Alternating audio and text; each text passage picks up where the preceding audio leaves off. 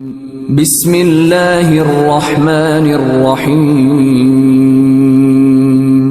جناب امام سجاد علیہ السلام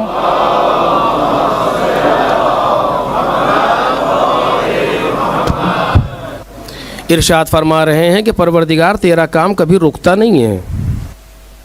ایسا نہیں ہے کہ تو مثلا جیسے ہم اور آپ ہیں، کوئی کام کرنا چاہتے ہیں مگر نہیں کر پائے، کوئی مشکل آ گئی، کوئی رکاوٹ آ گئی، کوئی مانع پیدا ہو گیا، نہیں کر سکے۔ پروردگار کے یہاں ایسا نہیں ہے، اس کے یہاں نہ کوئی مانع ہے، نہ کوئی رکاوٹ ہے، نہ کوئی مشکل پیش آتی ہے، کچھ بھی نہیں۔ وہ جس کام کو کرنا چاہتا ہے کر لیتا ہے۔ پروردگار تو جس کام کو انجام دینا چاہتا ہے انجام دے لیتا ہے، وسیلہ کوئی بھی ہو۔ ہم یہ چاہتے ہیں، امام سجاد سلام اللہ علیہ، ہم یہ چاہتے ہیں کہ تو اپنے کار خیر کا وسیلہ ہمیں بنا دے۔ عجب ہے، یہ فکر آپ کو اس خاندان کے علاوہ کہیں نصیب نہیں ہوگی کہ تو یعنی خود ہمارا بھی محتاج نہیں ہے، ہم یہ چاہتے ہیں کہ تو اپنے کار خیر کا وسیلہ ہمیں بنا دے۔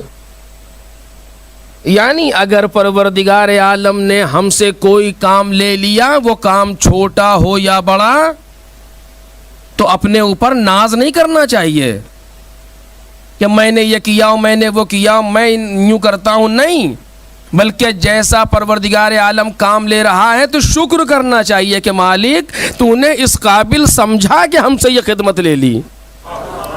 توجہ کریں، یہ بہت بڑا مسئلہ ہے ہماری زندگی میں کہ ہمیں کوئی ذرا سی چیز مل جاتی ہے یا کوئی ذرا سا کام ہم نے کر لیا تو پھر اپنے آپ میں کہ میں نے یہ کیا، میں نے وہ کیا، نہیں۔ اگر پروردگار عالم ہم سے کوئی خدمت لے رہا ہے تو ہمیں شکر کرنا چاہیے کہ مالک تیرا شکریہ کہ تو نے ہم سے یہ خدمت لے لی، ورنہ اگر تو چاہتا ہے تو کسی سے بھی یہ کام لے سکتا تھا۔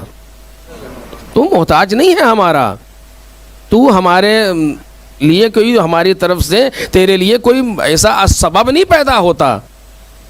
اور جو بات عرض کرنا چاہتا تھا کہ پروردگار فعال ہے، ہمیشہ فعل انجام دیتا ہے، کبھی بھی کسی چیز سے منفعل نہیں ہوتا۔ اب اس بات کو میں تھوڑا سا آپ کے سامنے بیان کروں گا، چونکہ زبان پر لفظ جاری ہوئی کہ مطلب کیا ہے۔ آپ کہیں کیسے منفعل نہیں ہوتا؟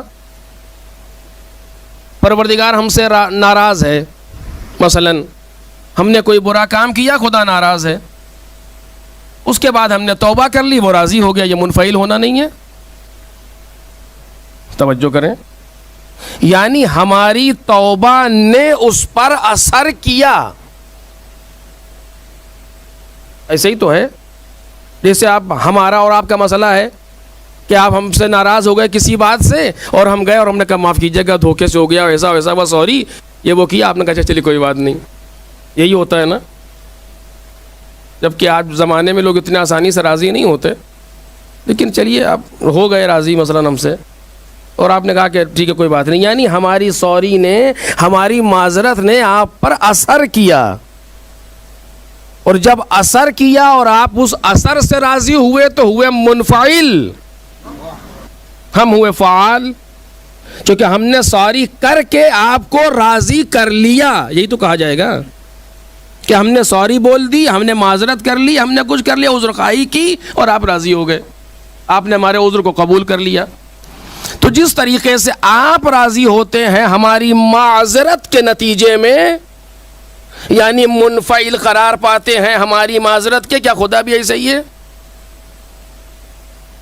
توجہ کریں، ہے نا سخت مسئلہ۔ ہوتا تو یوں ہی ہے کہ اتوب الی اللہ، ہم نے توبہ کی، پروردگار کی بارگاہ میں توبہ کی اور پروردگار عالم راضی ہو گیا۔ جب راضی ہو گیا یعنی کیا ہوا؟ کہا کہ وہ ناراض تھا اور اب راضی ہو گیا، یعنی ہماری توبہ نے اس پر اثر کیا، اور اگر ہماری توبہ اس پر اثر کر رہی ہے تو وہ منفعل ہے، اور ہم یہ دعویٰ کر رہے ہیں خدا منفعل نہیں ہے۔ توجہ کریں، وہ فعال لما یرید ہے، وہ فعال ما یرید ہے، وہ جو چاہتا ہے وہ کام کو انجام دیتا ہے، کسی سے منفعل نہیں ہوتا۔ اس لیے کہ لا مؤثر فی الوجود الا اللہ، کائنات میں کوئی ایسا وجود نہیں ہے جو مؤثر ہو سوائے خدا کے۔ تو جب کوئی مؤثر وجود نہیں ہے جو مؤثر ہو، جو کوئی ایسا وجود نہیں ہے جو مؤثر ہو، تو خدا پر کون اثر ڈالے گا؟ اور جب خدا پر اثر نہیں ڈالے گا تو پھر مؤثر کوئی ہے نہیں اس کے مقابلے میں، اور جب مؤثر نہیں ہے تو وہ منفعل نہیں ہے. تو پھر یہ مسئلہ کیسے حل کریں کہ خدا ناراض ہے، خدا راضی ہے، وہ غضبناک تھا، پھر وہ ایسا ہو گیا یا سریع الرضا، اے بہت جلد راضی ہونے یا راضی ہونے والے، یا من سبقت رحمتہ غضبہ، اے وہ کہ جس کی رحمت غضب سے پہلے آتی ہے. یہ سارے جملے موجود دعاؤں کے اندر. تو اسے کیسے حل کریں مثلاً؟ اور آپ یہ کہہ رہے ہیں خدا فعال ہے، منفعل نہیں ہے. کیونکہ مجھے اسے تھوڑا سا کام ہے لہذا رہا ہوں، کیسے عرض کروں کہ بات بالکل واضح ہو جائے. بس یوں سمجھیے کہ بہت سی ایسی چیزیں ہیں، میں نے پہلے تقریر میں کہا تھا آپ کے سامنے، بہت سی ایسی چیزیں ہیں کہ جو بولی تو جاتی ہیں لیکن ابھی سمجھی نہیں گئی ہیں. توجہ کیجیے گا. بہت سی ایسی چیزیں ہیں ہمارے دین میں اور ہمارے مذہب میں کہ جس کو ہم بولتے تو ہیں لیکن ابھی سمجھے نہیں ہیں. مثلا جسے میں نے پہلی تقریر میں کہا تھا ایمان، صبح سے شام تک ایمان و مومن کہا جاتا ہے لیکن مومن کون، ایمان کیا، ابھی تک واضح نہیں ہے. یا اسی طرح کی اور بہت سی چیزیں ہیں. اسی میں سے ایک یہ بھی ہے غضب پروردگار اور رضا پروردگار. خدا غضبناک ہو گیا، خدا راضی ہو گیا، یعنی کیا؟ اس سے مراد کیا ہے؟ پروردگار کا راضی ہونا، پروردگار غضبناک ہونا ہماری طرح سے ہے کہ جیسے ہمارے اندر کوئی چینج پیدا ہوتا ہے، ہمارے نفس میں کوئی تبدیلی پیدا ہوتی ہے. جب غصے میں ہے تو آپ آثار دیکھیں، چہرہ دیکھیں انسان کا، فوراً چہرے سے لگ جائے گا کہ ہاں یہ کچھ اکھڑے سے لگ رہے ہیں، فوراً چہرہ بتا دے گا. اور ادھر راضی ہوئے ادھر فوراً چہرے پر نظر آ جائے گا کہ سیٹ ہو گئے مثلاً. ایسا ہوتا ہے نہیں ہوتا؟ جسے ایک صاحب نے کہا کہ آپ غصے میں معلوم ہو رہے ہیں، کہ آپ کو کیسے پتا کہ بعض لوگ اپنا غصہ چھپا نہیں پاتے، یعنی ابھی منافق بتمام معنی نہیں ہوئے. ایک صلوات پڑھیں محمد اور آل محمد.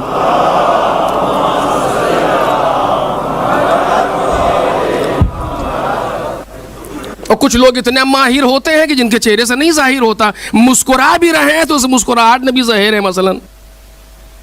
تو لیکن آثار ضرور ظاہر ہوتے ہیں. کچھ لوگ ہیں کہ جو آثار جلدی ظاہر نہیں ہونے دیتے، کچھ لوگ جلدی ظاہر کر دیتے، لیکن بالآخر تبدیلی پیدا ہوتی ہے. نفس کے اگر علمی لفظ میں کہا جائے تو نفس کی حالت بدلتی ہے. یعنی نفس رضا کی صورت میں کچھ اور ہوتا ہے، غضب کی صورت میں کچھ اور ہوتا ہے.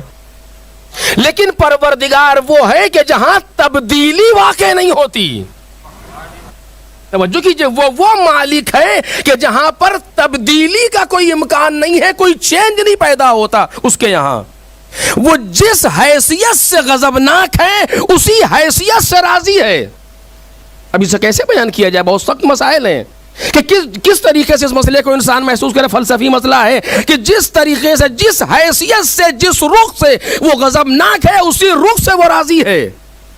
اس کے یہاں کوئی تبدیلی پیدا نہیں ہوتی کہ ہمارا کوئی معمولی سا چھوٹا بڑا گناہ اس کے اندر کوئی تبدیلی پیدا کر دے، یا ہمارا کوئی استغفار یا ہماری کوئی توبہ پروردگار کے یہاں کوئی چینج پیدا کر دے. یہ ناممکن ہے، محال ہے کہ ہم فعال بنے اس کے لیے. پھر کیا ہے کا توجہ کیجیے گا. اب یہ بحث سے بہت طولانی ہے لیکن میں خلاصہ آپ کے سامنے بیان کر رہا ہوں. پھر کیا ہے؟ کہاں اللہ کی رضا یعنی اس کو سمجھو، اور اللہ کا غضب یعنی اس کو سمجھو.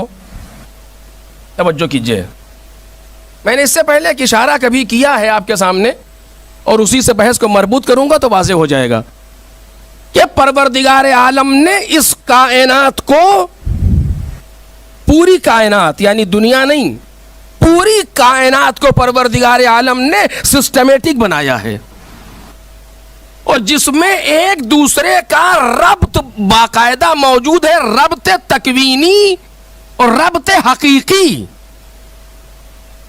بعض ایسے ارتباط ہوتے ہیں جو حقیقی نہیں ہیں، اعتباری ہیں. بعض ایسے ارتباطات ہیں کہ جو ریلیشنز ہیں کہ جو حقیقی ہیں. مثلا left hand drive, right hand drive, اس میں حقیقت سے کوئی ربط تو نہیں ہے، اعتبار ہے. اس ملک کا اعتبار ہے کہ رائٹ ہینڈ ڈرائیو، اس ملک کا اعتبار ہے کہ لیفٹ ہینڈ ڈرائیو. اگر کل یہ بدل دے اپنے قانون کو تو زمین و آسمان ایک نہیں ہوگا. تو کیا اعتبار کیا گیا تھا، کچھ لوگوں نے بیٹھ کر کے طے کر لیا، وہ مسئلہ طے ہو گیا، ہمارے یہاں یہ ہوگا کہ ہمارے یہاں یہ ہوگا. لیکن ایک مرتبہ یہ ہے کہ نہیں، اعتبار حقیقی ہے. وہ اعتبار حقیقی کیسے ہے کہ اگر پانی میں شکر ڈالیں گے تو میٹھا ہونا ہے اس کو، یہ حقیقت ہے.